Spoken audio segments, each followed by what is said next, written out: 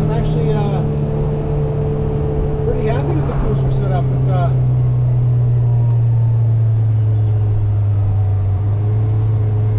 Weights at 4 plus 4 plus 2 plus 2. Again, the stage 1 flash since I'm not running an aftermarket pipe. The tuner does a great job. And there's really no difference between no air conditioning and air conditioning compressor on, I've noticed. I still get it at the same times I played with it before.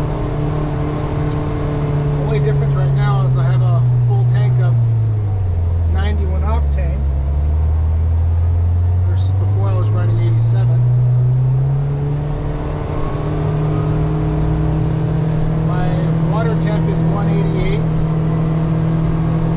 My CV temp is 143. Check out these decimal readings, they're amazing.